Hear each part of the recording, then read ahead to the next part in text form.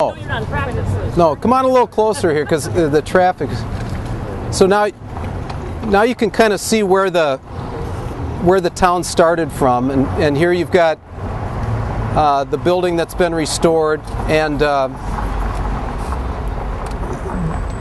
one of the things that I always find interesting, if you look at the edge of the, see where it says Dunlap and Ritz there, where the 400 is on the Riverside building. If you just walked into the middle of Broadway, that's where the old fire hall was, and it was right in the middle of Broadway, and that was the end of town. And if you get Alan's book or Ted's book, there's some absolutely great photographs of the fire hall and people around the fire hall, and pictures from the top of the fire hall showing celebrations that were going on Broadway. It's just remarkable. The reason I wanted to stop here is, let me get this right. Oh, the other thing is the Kelly building is one of the few buildings that survived the cyclone. And when we walk down this block, I'm going to show you the old Payne Furniture Store, and that has a history associated with the cyclone. But this building, this 1879, this is a classic example of what you don't do with an older building. These are classic examples of the proper way to restore an older building.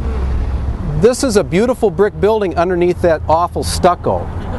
And my fear, I don't know what they have planned for that, but it's too bad, because I think it's going to be knocked down. But there's a beautiful brick building underneath that, and for a long time that was a funeral home. And then it became a restaurant, and there's no connection between the two. But and then the Mask Theater here, the youth theater, that really has an interesting history. That was the Connolly Camera Company, and their largest customers was Sears, Roebuck and Company, and they made cameras there, and then they said they were made in Rochester. And they wanted people to believe that they were being made in Rochester, New York, where Kodak was located. So that's the legend behind the Connolly Camera Company. Going to add something? John's going to add something to that. Okay. Actually, the Connolly Camera Company came after my family had that building, and if you go to the front door and you look down, it'll say Plumbing and Heating. That was the second location for Moss and McAndrews Plumbing and Heating Company, which was the first plumbing and heating company in the city of Rochester. So my family on my mother's side started that, and I remember being in there as a child. Inside of that building there are rows of toilets, and you could flush them so you could see how the toilet would work. There were working lavatories. They also had gas lamps in there and gas and electric lamps. So I remember my Uncle Ernie and Uncle Oscar, and they're very, very well going into that facility.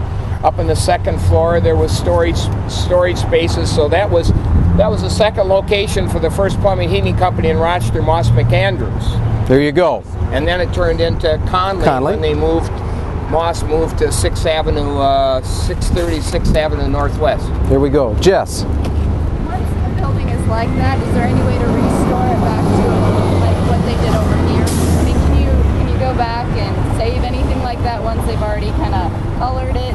Well, I suppose you could take the stucco off of there, but it would be labor intensive, and probably somebody would have to have some deep pockets. It's similar to the way they defaced the Woolworths building. I mean, they made a mess of that. That was a gorgeous gray slate brick building, and they just covered over it with this nondescript stuff. And that's why the people that own this are to be commended for their efforts. See that 1910? This is an interesting, I just found this out, and I can't remember if it was from Alan's book. Yeah, it's in my book. Okay. That building was built in 1860 something. But when the owner of that building decided to kind of renovate it a little bit, he put the little cap on the top, and he renovated it in 1910. So he put 1910 up there, but that building is probably 30 years older than that building. And it was a bakery for a long time.